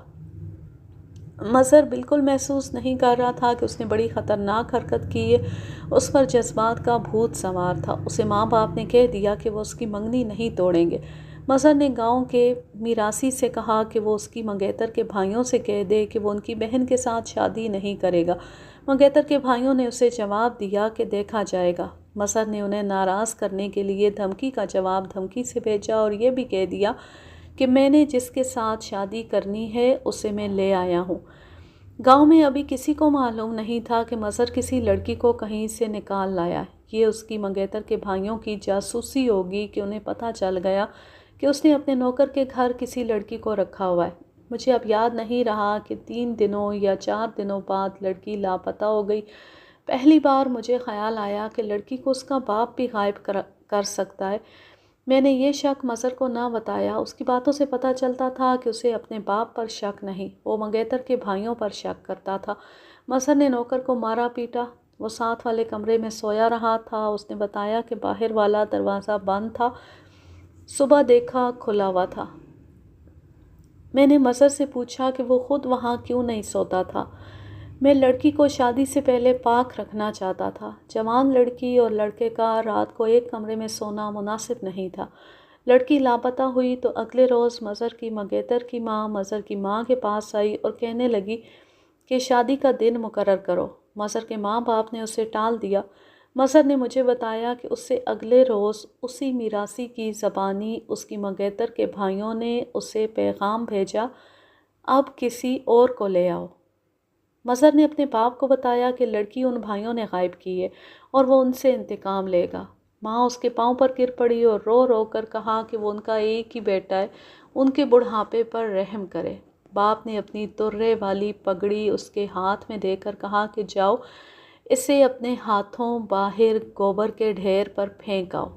باپ نے اسے یہ بھی کہا کہ تم اتنی زیادہ زمین جائیداد کے اکیلے مالک ہو، عیش موج کرنے کے لیے زندہ رہو، دشمن نہیں دوست بناؤ۔ ماں باپ نے اسے ایسا گھیرا کہ وہ مجبور ہو گیا اور اس نے انتقام کا ارادہ ترک کر دیا۔ اس سے اگلے روز اس کی منگیتر کے گھر سے کپڑوں کا وہ جوڑا، انگوٹھی اور پیسے جو انہوں نے منگیتر کو منگنی کی رسم پر دیے تھے واپس آ گئے۔ ساتھ یہ پیغام تھا کہ انہوں نے لڑکے کو جو کپڑے، انگوٹھی اور پیسے دیے تھے وہ واپس کر دو۔ مظہر کا بیان بہت لمبا تھا۔ میں نے جرا کی بہت سے سوالوں کے ذریعے اپنے شکوک رفع کیے۔ میں نے یہ اندازہ کر لیا تھا کہ وہ جھوٹ نہیں بول رہا۔ رات بہت گزر گئی تھی۔ مظہر کا باپ میرے کہنے کے بغیر ایک پوٹلی لے آیا اور میرے حوالے کر دی۔ میں نے کھول کر دیکھا، اس میں زیورات تھے اور 10 اور 5 روپے کے کچھ نوٹ تھے۔ میں آپ کی منت کرتا ہوں کہ یہ اپنے پاس رکھ لیں، اس نے کہا اور اس کے آنسو نکل آئے۔ لڑکی یہ زیور اور پیسے اپنے ساتھ لائی تھی۔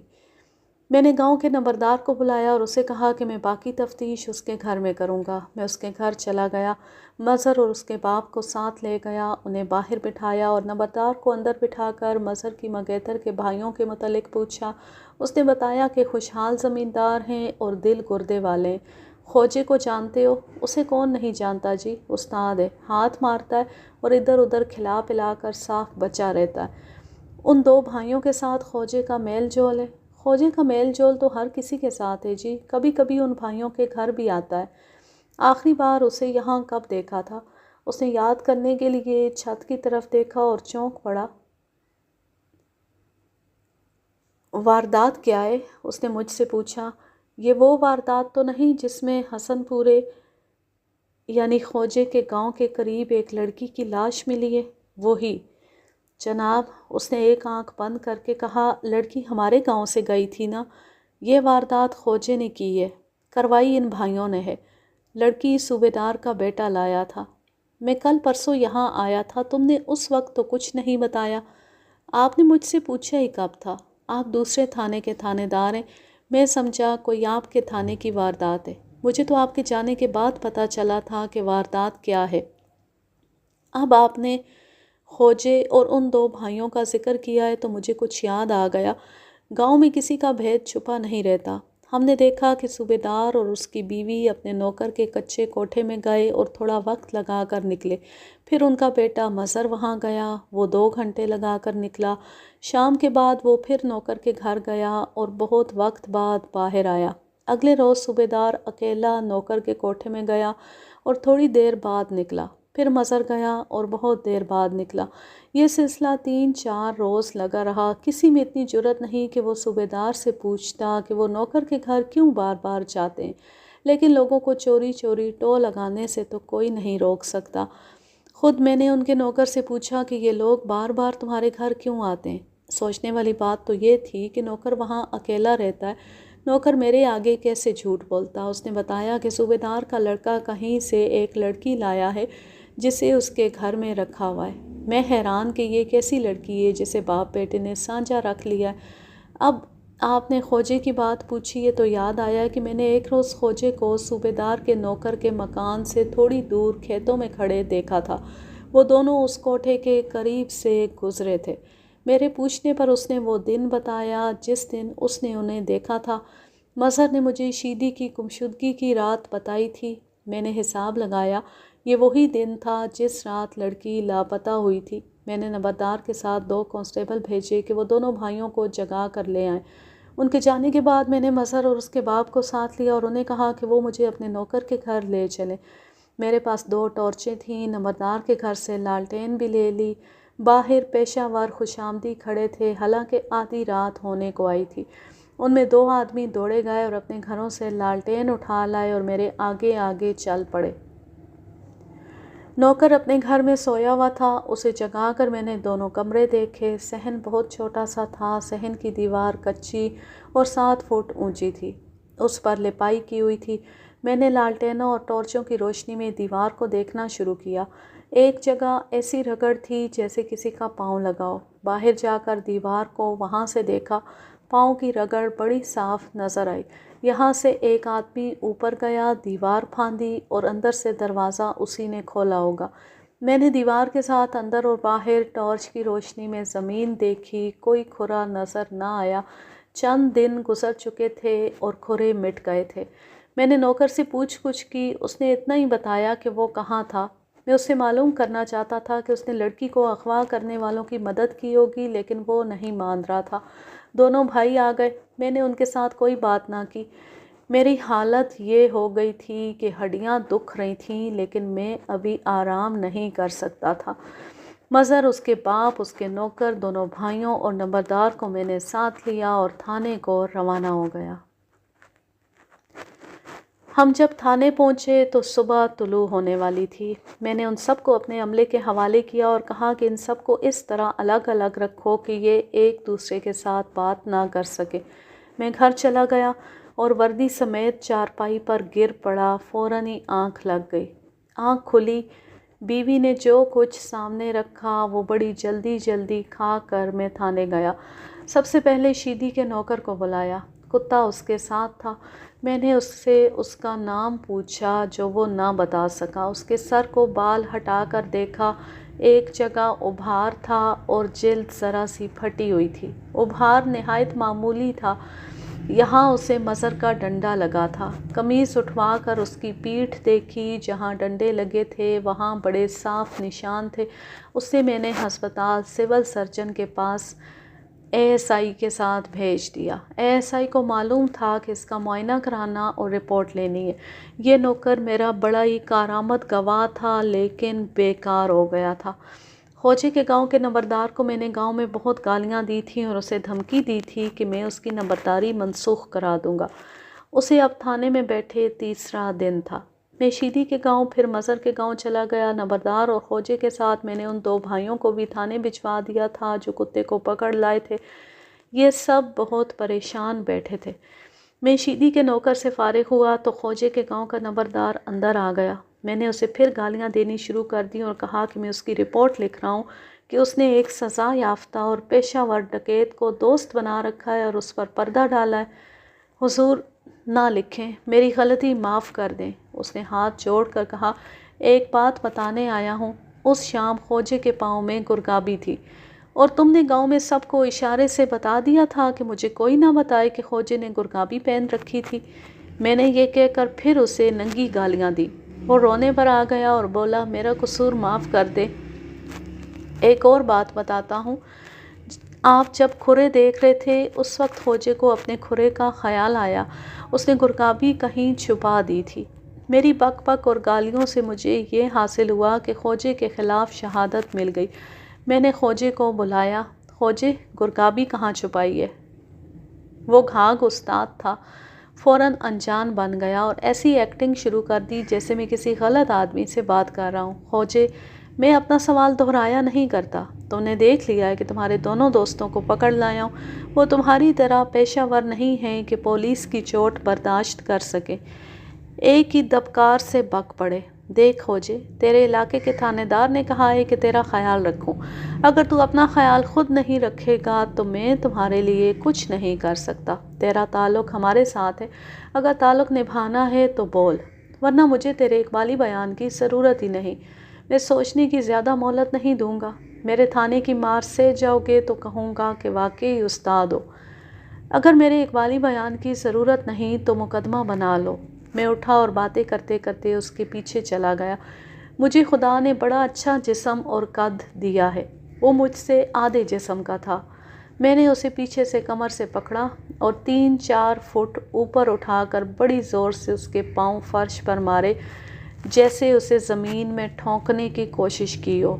اسے چھوڑ دیا، وہ پیٹھ کے بل لیٹ گیا۔ اس طرح ریڑھ کی ہڈی پر ایسی ضرب پڑتی ہے جو قوی ہیکل آدمی بھی برداشت نہیں کر سکتا۔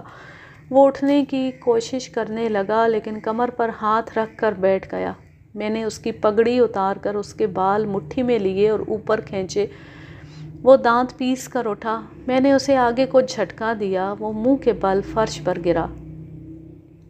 وعدہ معاف گواہ بناؤ گے؟ اس نے درد سے کانپتی ہوئی آواز میں پوچھا۔ تو میں اور کیا کہہ رہا تھا؟ میں نے اسے وعدہ معاف گواہ بنانے کا جھوٹا وعدہ دیا اور اس نے بیان دے دیا۔ اس سے آپ یہ نہ سمجھیں کہ اس نے میری مار پٹائی سے ڈر کر اقبال جرم کیا تھا۔ یہ لوگ پتھر ہوتے تھے، تشدد اور اذیتیں سہنے کے عادی تھے۔ ان کا طریقہ یہ ہوتا تھا کہ جہاں دیکھا کہ اقبال جرم کرنا ہی پڑے گا تو فوراً مان جاتے تھے، پھر عدالت میں پولیس کو خراب کرتے تھے۔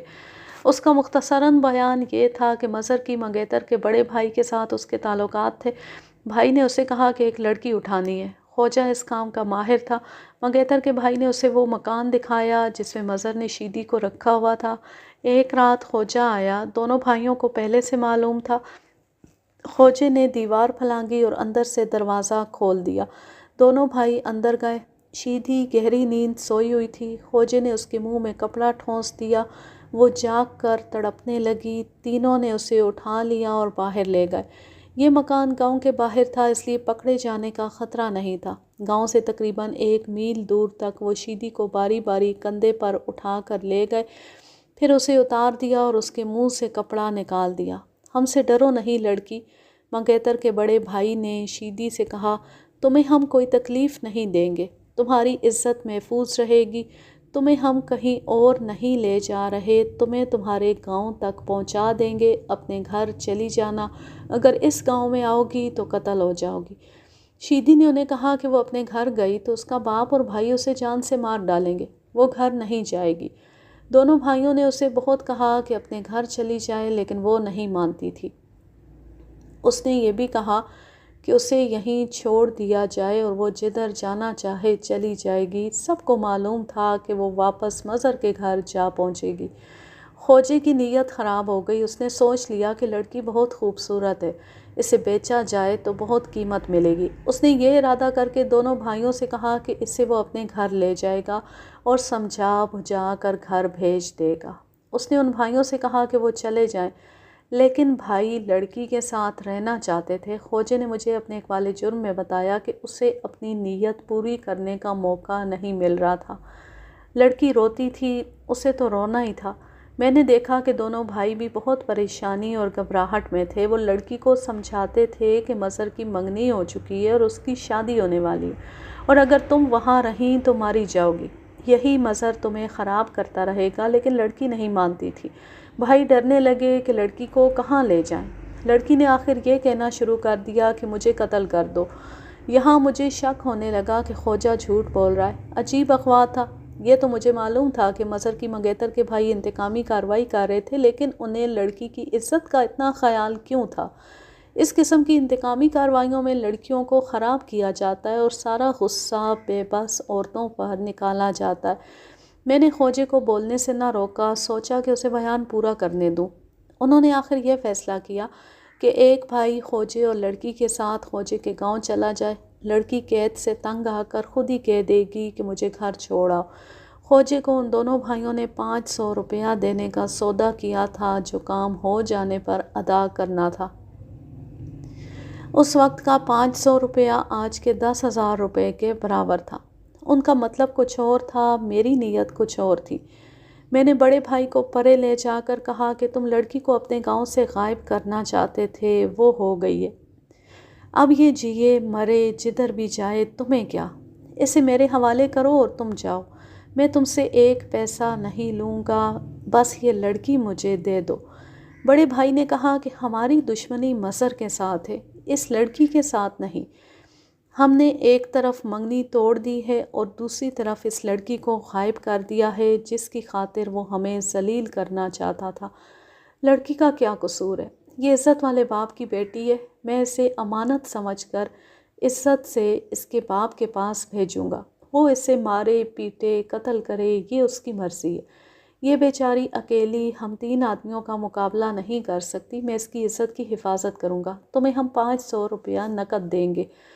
خواجہ چپ ہو گیا۔ فیصلہ ہوا کہ چھوٹا بھائی خواجے اور لڑکی کے ساتھ جائے۔ لڑکی کو بڑے بھائی نے ایک بار پھر تسلی دی کہ اس کی عزت پر کوئی ہاتھ نہیں ڈالے گا اور وہ ڈرے نہیں۔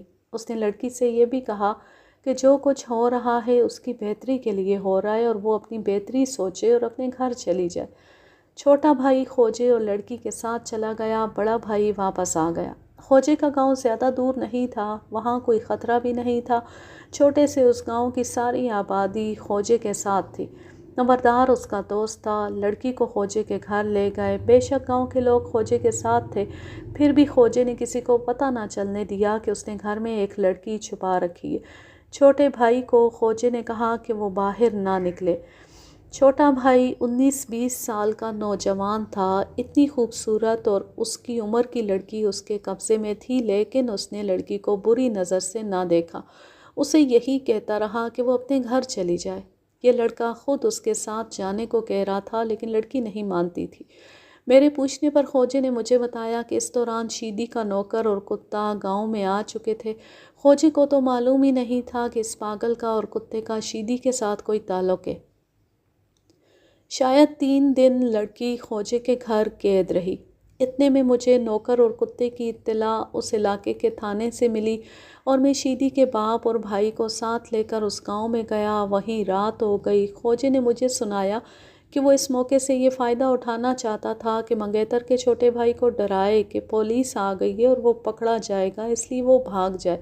خواجے کی سکیم یہ تھی کہ وہ اسے بھگا کر خود لڑکی کو یہ چکمہ دے گا کہ آؤ تمہیں مظہر کے پاس چھوڑ آؤں، پھر وہ اسے اپنے کسی اور ٹھکانے پر لے جائے گا۔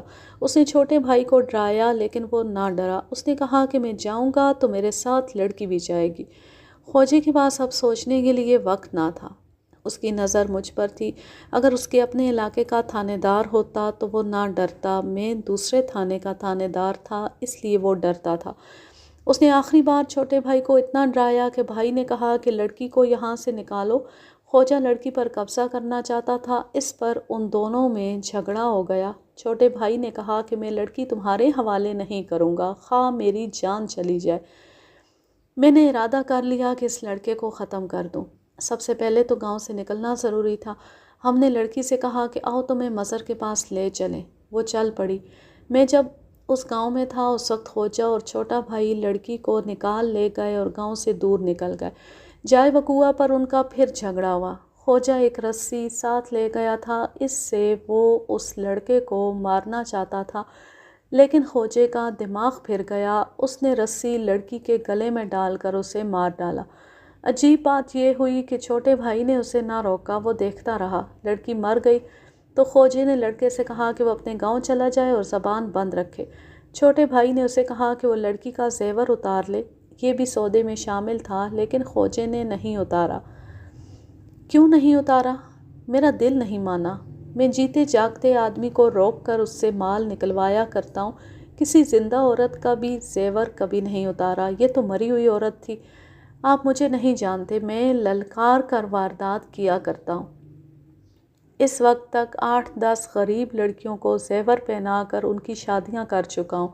یہی وجہ ہے کہ اس علاقے کا کوئی آدمی میرے خلاف مخبری نہیں کرتا۔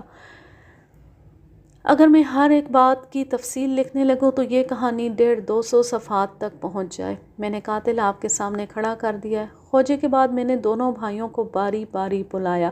انہوں نے اقبال جرم کرنے کے لیے مجھے کچھ پریشان کیا، لیکن وہ جرائم پیشہ نہیں تھے، میری باتوں میں آ گئے اور انہوں نے الگ الگ اقبالی بیان دے دیا۔ بڑا بھائی غصے میں تھا، کہتا تھا کہ وہ لڑکی کو قتل نہیں کرنا چاہتا تھا۔ میں ان دونوں بھائیوں کے اس کردار سے متاثر تھا کہ انہوں نے لڑکی کی عزت پر ہاتھ نہیں ڈالا تھا اور نہ ہی خواجے کو ڈالنے دیا تھا۔ یہ مقدمہ پیچیدہ تھا اور بہت پھیلا ہوا بھی۔ شہادت کم تھی، موقع کا گواہ کوئی نہ تھا۔ میں نے مظہر کو بھی گرفتار کر لیا۔ شیدی کے نوکر کو ڈنڈے مار کر اسے پھینک جانے پر اس کے خلاف زیر دفعہ 307 مقدمہ تیار کیا۔ اس میں مشکل یہ تھی کہ مضروب سر میں چوٹ لگنے کی وجہ سے یادداشت کھو بیٹھا تھا۔ کورٹ کے حکم پر اسے دلی بھیجا گیا۔ رپورٹ آئی کہ چوٹ نے اسے اس حالت کو پہنچایا ہے۔ اس ڈاکٹر نے کورٹ میں آ کر اپنی رپورٹ پیش کی تھی۔ یہ میرا سب سے مشکل مقدمہ تھا۔ بڑی محنت سے مجھے شہادت کے خالی خانے پر کرنے پڑے۔ اس پیڈنگ میں شیدی کے باپ اور بھائی نے میری بہت مدد کی۔ خواجہ سیشن کورٹ میں اپنے اقبالی بیان سے منحرف ہو گیا تھا۔ مجھے معلوم تھا کہ وہ ایسا ہی کرے گا۔ اس کا میں نے بڑا ہی پکا انتظام کر رکھا تھا۔ اس کا پچھلا ریکارڈ ہی اس کے خلاف کافی تھا۔ خواجے اور منگیتر کے چھوٹے بھائی کو عمر قید، بڑے بھائی کو 7 سال اور مظہر کو 3 سال سزائے قید دی گئی۔ ہائی کورٹ نے سب کی اپیلیں مسترد کر دیں۔ اس کیس میں ایک سے ایک بڑھ کر دردناک واقعہ تھا، لیکن ایک منظر نے مجھ پر بہت اثر کیا۔ کیس سیشن کورٹ میں تھا، میں باہر کھڑا تھا۔ شیدی کا نوکر برآمدے کے باہر زمین پر حیران و پریشان بیٹھا تھا اور کتا اس کے ساتھ لگ کر بیٹھا ہوا تھا۔ میں نے دیکھا شیدی کا باپ کچھ دور کھڑا اپنے نوکر کو دیکھ رہا تھا اور اس کے آنسو بہہ رہے تھے۔ اس نے مجھے دیکھا تو میرے پاس آ گیا۔ ملک صاحب، اس جیسا وفادار نوکر کہیں مل سکتا ہے؟ میں اسے اس گاؤں سے لے آیا تھا اور اپنے پاس رکھ لیا ہے۔ مجھے معلوم نہیں کہ اس نوکر کی یادداشت بعد میں واپس آئی تھی یا نہیں۔ یوں یہ زبردست کہانی اپنے اختتام کو پہنچی۔ اب میں لیتی ہوں آپ سے اجازت۔ جہاں رہیں خوش رہیں، شاد و آباد رہیں، ہنستے مسکراتے رہیں، اور اگر یہ کہانی یا میرا انداز پسند آئے تو اس چینل کو سبسکرائب ضرور کر لیں اور بیل آئیکن کو ضرور پریس کریں تاکہ آنے والی ہر نیو ویڈیو کی نوٹیفیکیشن آپ کو بر وقت ملتی رہے۔ ویڈیو کو لائک کیجئے، زیادہ سے زیادہ شیئر کیجئے اور اچھا سا کومنٹ کیجئے۔ اللہ حافظ، اللہ نگہبان۔